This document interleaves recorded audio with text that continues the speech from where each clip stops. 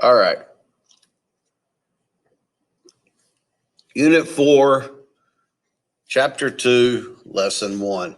Personal growth and behaviors. Today we're going to talk about your life after high school.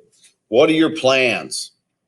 Now, if any of you are looking at the military, you want to look at an ROTC scholarship, now is the time to do it. You want to go to goarmy.com, click on scholarship opportunities, get yourself established there, get that ball rolling. You need to do it now. The first look comes in December. So you have to get that in as quickly as possible.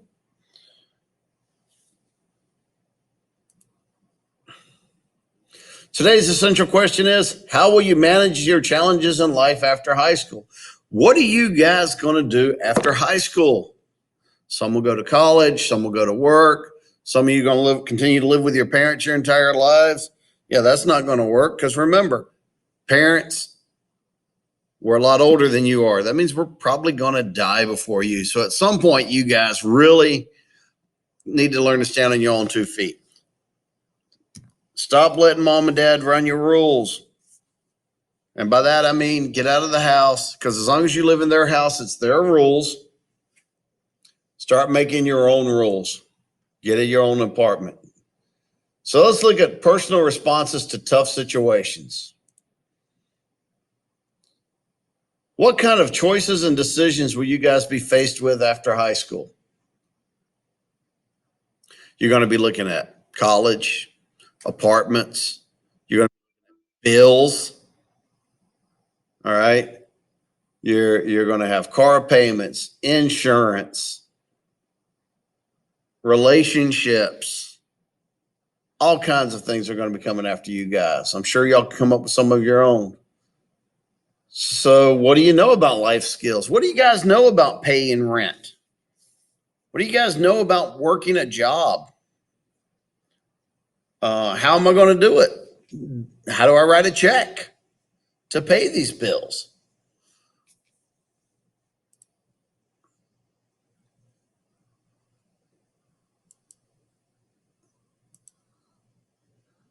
We're going to look at your core abilities related to life beyond high school. This is going to be in your textbooks, Unit 4, Chapter 2, Lesson 1. Have your cadet notebook out, ready to go. We're going to look at the pros and cons of personal independence, aspects of post-high school life.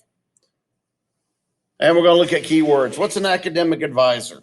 Academic advisor is found usually in colleges, but they're basically like your guidance counselor, except what they're doing is they're going to recommend what classes you need to take.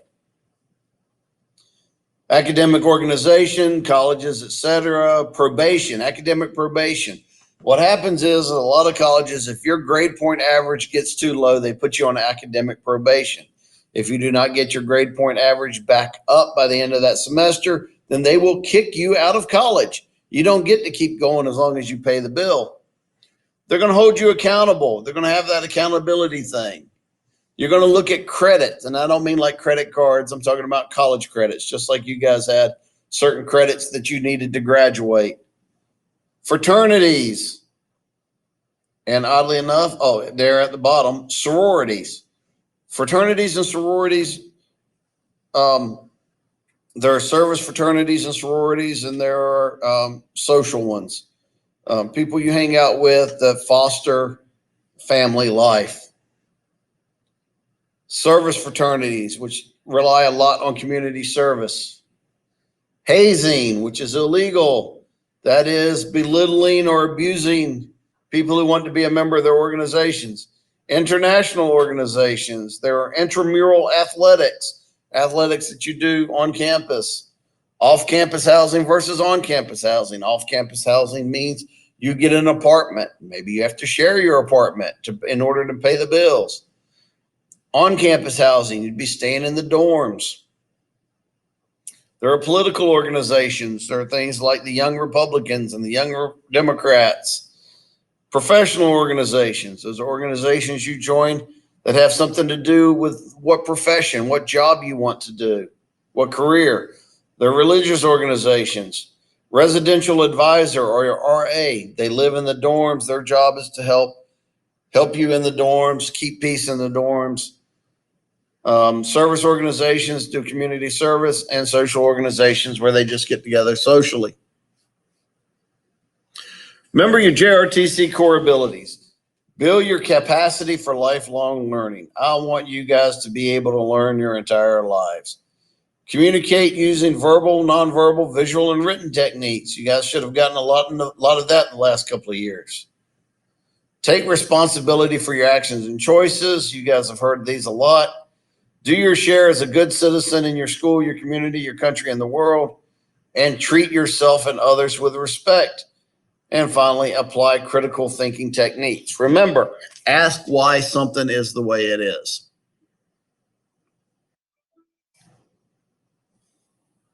JRTC core abilities are life skills for a specific life or role. How are they? Say you're a pilot. What are some of your core abilities if you wanted to be a pilot? You know, learn how to fly better, land better, communicate using verbal skills. The pilot has to get on the intercom. He has to follow flight plan with the airport. Okay. We could brainstorm through these forever.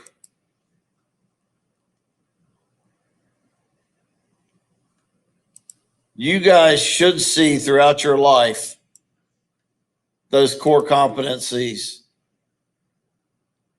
So we're going to talk about exercise 1. Core abilities self-assessment to determine how you have used your core abilities throughout your time as a cadet in our ROTC program. Here's your core abilities at the top of the script, at the top of the page. And all I want you guys to do is go through here and feel where you are. This is a self-assessment on a scale of 1 to 4. 1 being the fact that you need improvement, 4 being you think you're really good in that area. And just run through these and rate yourself on each of these. Go ahead and hit pause on this video at this time and come back when you have completed both pages.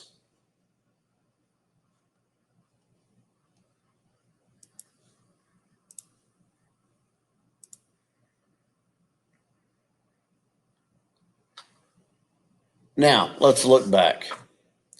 How will you use the JRTC core abilities in your next life role? What are you going to do after high school? What's your plan? What are the core abilities are you weakest in? How do you want to strengthen that ability this year?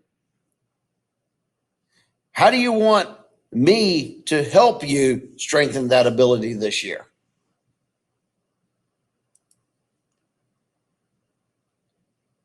What future life scenarios will you have after high school?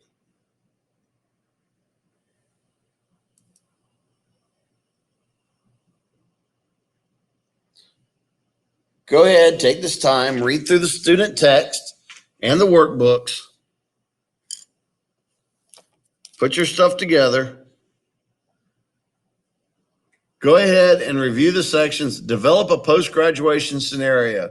What am I going to do after graduation? And what is my game plan? How am I going to do this? Okay. And when you come back, we will start with exercise number 2.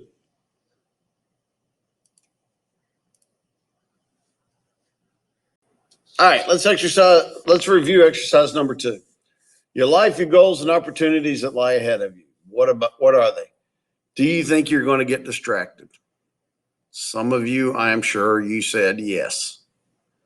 It'll be up to you to balance your time, your resources, and your responsibilities and still stay focused on your goals. Remember, you want to hit your overall goal.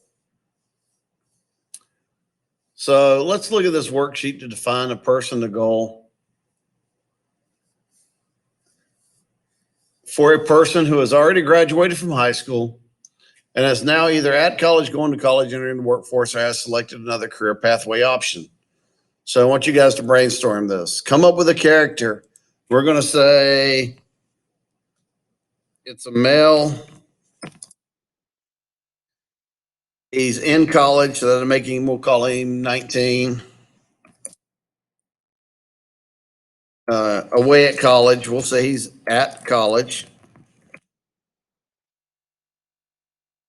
We'll say he's finishing his freshman year.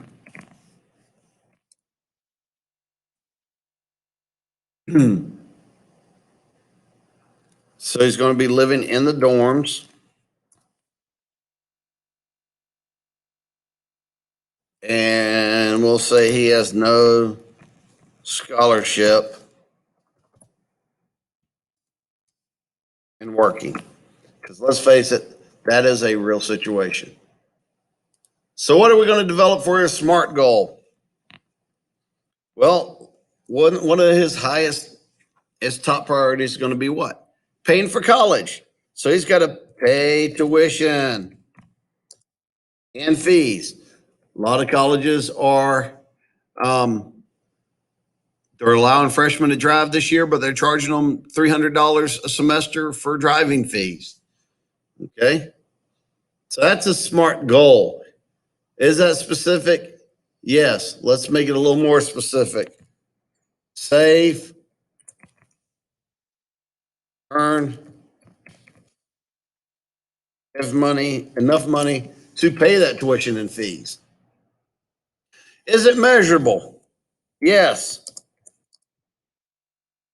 He needs, we'll go low end. We'll say $7,000 for tuition.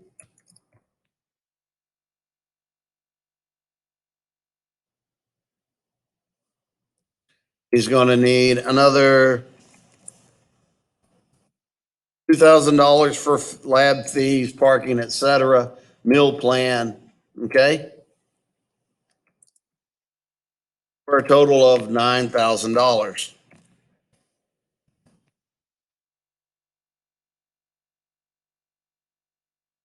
Is it measurable? Yes.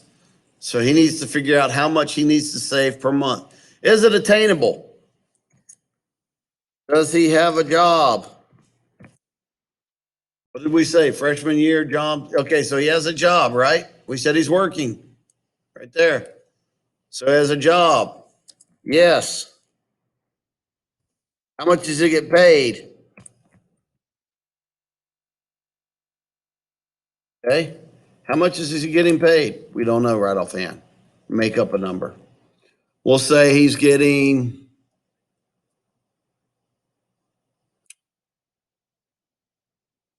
we'll just say general $1,000 a month. In 4 months, will he make his $7,000 tuition? Of course not. So then he's going to have to look at student loans, right?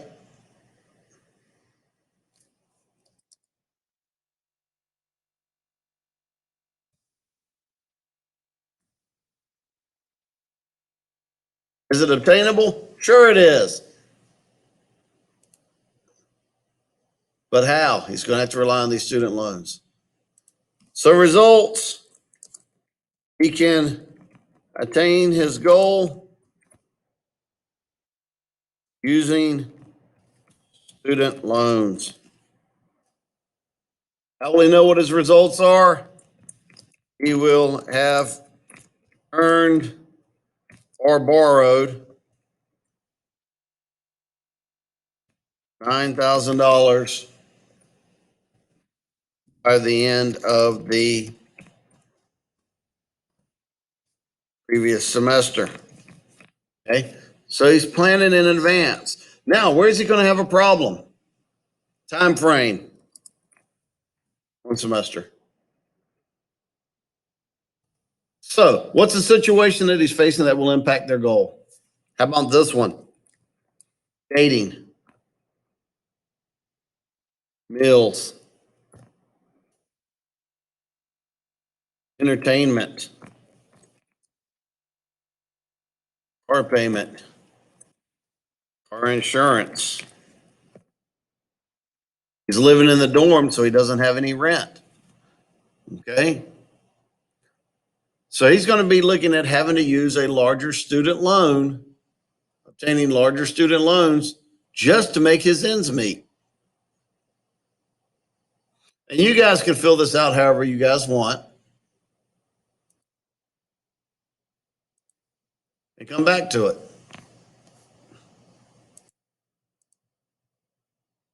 So let's review. What type of organizations do fraternities typically belong to? They are usually social organizations. What they do is they foster the feeling of family, and that's why they call themselves brothers and sisters, because they're fostering your feeling of family for students who are just moved into the area and they're far away from home. Organization helps its members learn about careers. That is a professional organization. Who is a person who lives in your college dorm and help you by solving problems? That is your residential advisor. Good tip for good roommate relationships. The first roommate to divide up space, respect pet peeves, room with friends from high school, buy things jointly, respect each other's pet peeves. Real world situation. When I was in college, I had a roommate, and what we discovered was we had to separate our food in the refrigerator because he would constantly eat food that I bought. And it didn't work out too well for us in the long run that way. We split the rent and we split the utilities evenly. And so we were responsible for each of our own living and eating expenses. And he would constantly eat the food that I had bought. And that ticked me off to no end. Think about how you respond to a variety of life scenarios.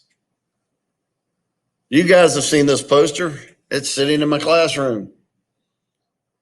So go ahead and develop a response to your assigned scenario, come up with a scenario, provide resources. How can we continue to make how can we help our student, to make better goals or help them get that tuition up that they need?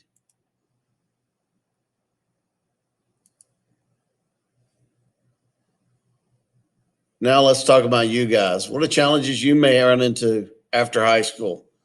Let's look at this last performance task. Come up with a problem that you may run into. Tuition, rent, dating. Identify the problem. Gather your information, your facts and assumptions about them. Develop a course of action. Analyze and compare your courses of actions. Make that decision. Make a plan. Implement your plan. This sounds familiar, doesn't it? This is our goal setting. This is our cycle. And what do we do if the plan doesn't work? We go back and reassess and start over again and come up with another plan.